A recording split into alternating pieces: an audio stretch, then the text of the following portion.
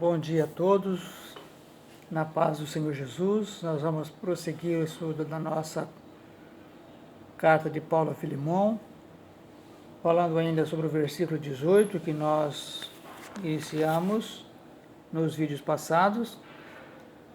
Ontem, no vídeo passado, nós falávamos sobre a dívida contraída por Onésimo perante Filemon, a dívida não apenas financeira, mas também uma dívida moral que ele tinha com Filemon, e o fato de ele não ter condições de quitar essa dívida, pelas mais variadas razões, principalmente a dívida moral, que ele não teria como quitá-la. E por esse motivo, Paulo se propõe aqui no versículo 18 a se responsabilizar por essa dívida perante Filemon. É o que ele diz: e se te fez algum dano, ou te deve alguma coisa, põe isso à minha conta. Então nós falamos no vídeo passado sobre o fato, segundo os estudiosos, a dívida financeira que Onésimo tinha com Filemon, porque ele, segundo os estudiosos, furtou algum dinheiro de Filemon e fugiu para Roma, e não teria condições de quitar essa dívida, não teria condições de pagar. E aí falamos também sobre que Paulo se coloca aí como remidor, aquele que torna-se uma figura de fiador, né, perante Filemon, mas mesmo como remidor, porque ele se propõe a pagar a dívida, é o que ele diz aqui no versículo 18 e 19. E o que dissemos também no vídeo passado é que aconteceu a mesma coisa com o homem. O homem também contraiu uma dívida com Deus, uma dívida moral, especialmente moral, porque desobedeceu a Deus, Deus confiou nele, Deus o criou, colocou no jardim para cuidar do jardim e ter o domínio sobre todos os animais do campo. Todos os animais seriam dominados pelo homem, e deu a ele uma ordem para não comer do fruto da árvore da ciência do bem e do mal que estava no meio do jardim. E o homem desobedeceu esta ordem de Deus, deu ouvidos à serpente que estava ali disfarçada, né, o diabo disfarçado na serpente, enganou Eva, e Eva, junto com Adão, comeram o fruto daquela árvore, desobedecendo então a Deus. E falamos então no vídeo passado que o homem, além de furtar a confiança de Deus, furtou também a glória. Por que furtou a glória? Porque a glória, toda a glória, deve ser dada a Deus. Deus é digno de toda a glória, de toda a honra, de todo louvor, ação de graça, força, poder. Tudo devemos a Ele. E aí o homem, então, ao invés de dar glórias a Deus, passa a dar glórias ao diabo. Porque quando ele obedece ao diabo e desobedece a Deus, então ele passa a dar glórias ao diabo. Isso parece um pouco pesado, mas é a pura realidade. Não tem como amenizar esse termo. É isso mesmo. Ou eu dou glórias a Deus por a sua grandeza, por as suas misericórdias, ou eu dou glória a Deus por sua compaixão, por tudo aquilo que ele é, como diz o Salmo de número 150. Vou ler aqui rapidamente o finalzinho do Salmo 150, que nos instrui a isso, a darmos glórias a Deus, não porque Deus nos dá bens materiais, não, nós não devemos dar glórias a Deus só por isso, mas dar glórias a Deus. No Salmo 150, versículo 2, diz assim: louvai-o pelos seus atos poderosos, louvai-o conforme a excelência da sua grandeza. Ou seja, então nós temos que louvar a Deus por aquilo que Deus é, não por aquilo apenas que Deus faz por nós, mas por aquilo que Ele é: misericordioso, compassivo, bondoso, amoroso, santo. Assim, falta-nos palavras para dizer aqui todos os atributos e adjetivos que devemos a Deus, né? Que cabe a Deus. E nós devemos então dar louvores a Ele por tudo isso, por aquilo que Ele é. E quando nós desobedecemos a Deus, nós deixamos, né, furtamos a glória que Ele merece e damos a outrem, né? A outra pessoa, ou aos demônios, ou ao diabo. E foi isso que o homem fez. E quando o homem faz isso, né, furta a confiança e a glória de Deus, ele contrai para com Deus uma dívida impagável. Uma dívida tal qual Onésimo, que o homem também não tinha e não tem condições de pagar. Financeiramente, talvez Onésimo até poderia quitar a dívida que ele tinha com Filemão, mas moralmente não, porque dívida moral é impagável. Embora a gente tenha também uma figura jurídica de danos morais, mas essa compensação de danos morais que se dá na justiça, ou que se consegue na justiça, é apenas um paliativo. É apenas para amenizar o sofrimento da vítima. Não paga o dano que ela sofreu moral. E assim é a dívida contraída para com Deus. Moralmente, nós não temos como quitar a nossa dívida com Deus. Não tínhamos e não temos. E aí onde então surge, né, no Salmo 49, no versículos 1 a 8, o salmista, que eu creio que seja Davi, embora o texto não diga, mas ele expressa isso, revela isso para nós, transmite isso a nós. Eu vou ler aqui esses versículos para vocês entenderem melhor. Diz assim no Salmo 49, ouvi isto todos os povos. Então veja, que não é só para o judeu, não é só para Israel, todos os povos, gentios e judeus. Inclinai os ouvidos, todos os moradores do mundo, todos, quer humildes, quer grandes, tanto ricos como pobres, ou seja, independentemente da classe social. A minha boca falará da sabedoria, e a meditação do meu coração será de entendimento. Inclinarei os meus ouvidos a uma parábola, decifrarei o meu enigma na harpa. Porque temerei eu nos dias maus, quando me cercar a iniquidade dos que me armam ciladas? Aqueles que confiam na sua fazenda e se gloriam na multidão das suas riquezas. Nenhum deles, de modo algum, pode remir a seu irmão ou dar a Deus o resgate dele, pois a redenção da sua alma é caríssima e seus recursos se esgotariam antes. Ou seja, por mais dinheiro que tenha, por mais bilionário que seja, o homem jamais poderá quitar sua dívida para com Deus.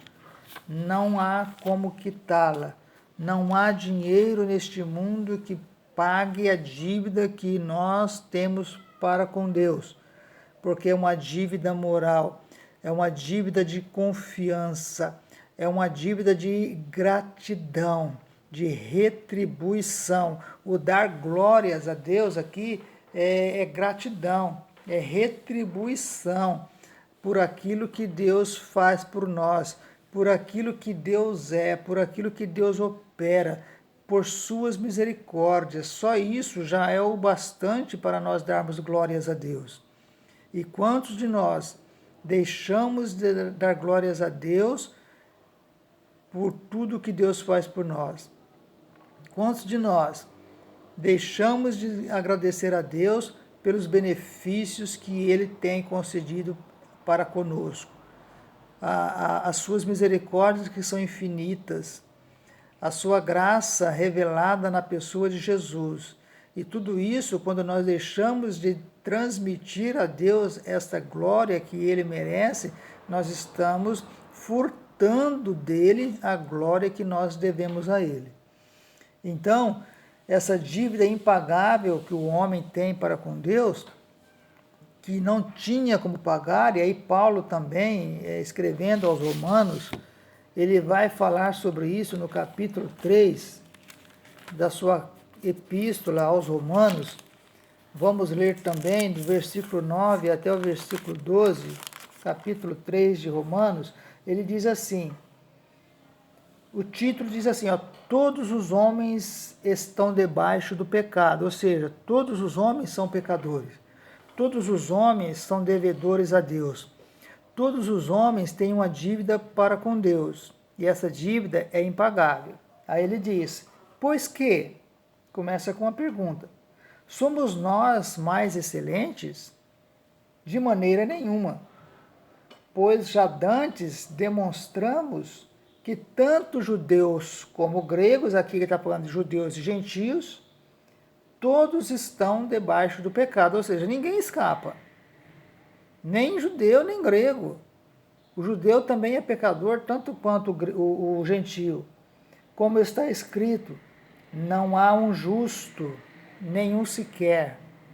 Ou seja, não há ninguém capaz de se justificar diante de Deus, porque todos são pecadores.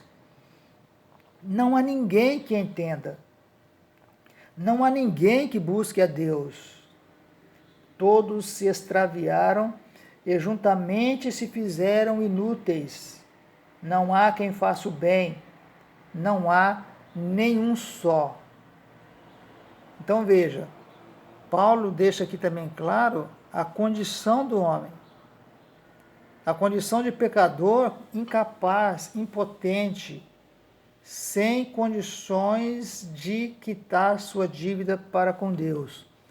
E aí ele continua ainda no mesmo capítulo, no versículo 21, aí ele continua dizendo assim, mas agora se manifestou sem a lei a justiça de Deus, tendo o testemunho da lei e dos profetas, isto é, a justiça de Deus pela fé em Jesus Cristo, para todos e sobre todos os que creem, porque não há diferença.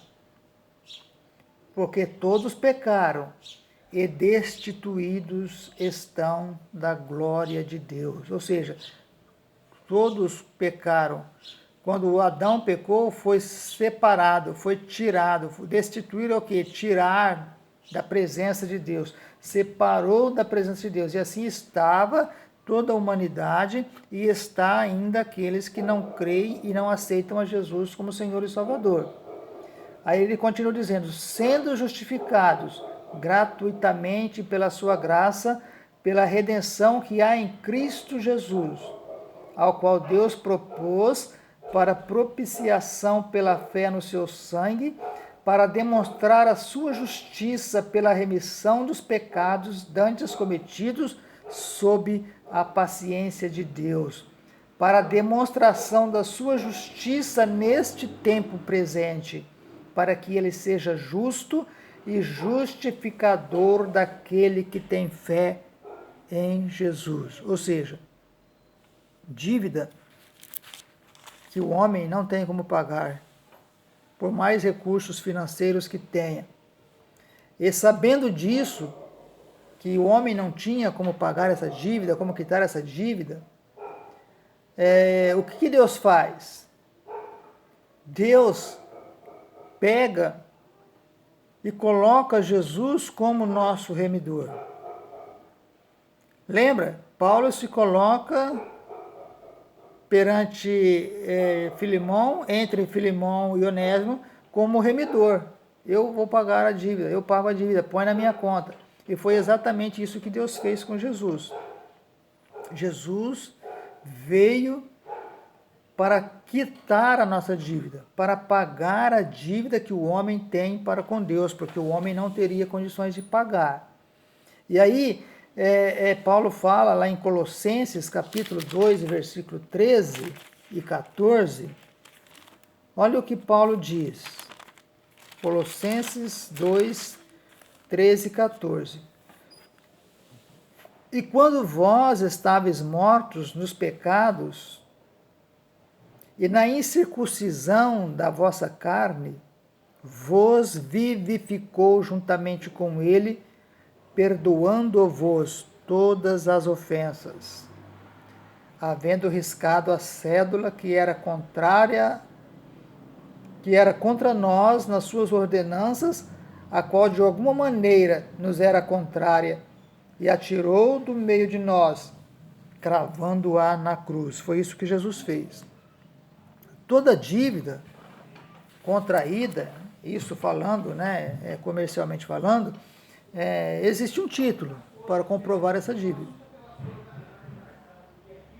Então, quando se contrai uma dívida, existe uma cédula, né? Uma nota promissória, uma duplicata, um boleto, né, para nós quitarmos, comprovando que existe uma dívida, que no vencimento nós pagamos essa dívida. Quando nós pagamos, esse título é devolvido para nós. E existia uma cédula. Deus tinha uma cédula contrária a nós, que nós não podíamos pagar.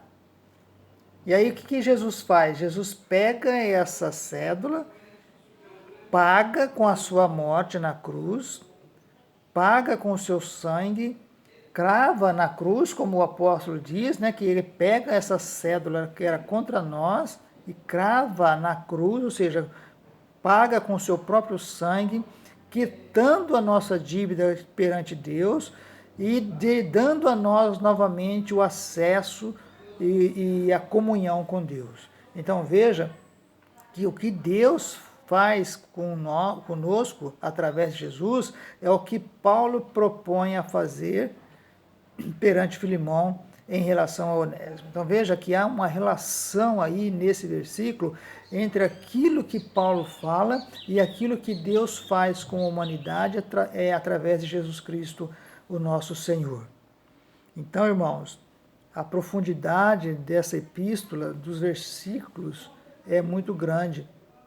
E a gente começa a falar e não dá para parar, porque é muita coisa, é muito profundo, o conteúdo dela é profundo demais.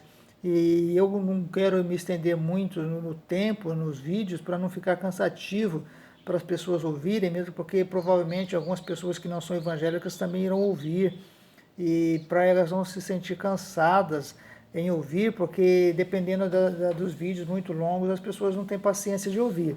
Então, eu vou parar esse vídeo e depois eu vou prosseguir ainda nele, porque tem mais coisa para falar sobre o versículo 18. Não acabou, eu vou continuar. Deus abençoe a todos vocês em nome de Jesus e tenham todos um bom final de semana. E em breve nos veremos, se Deus quiser. Um abraço a todos.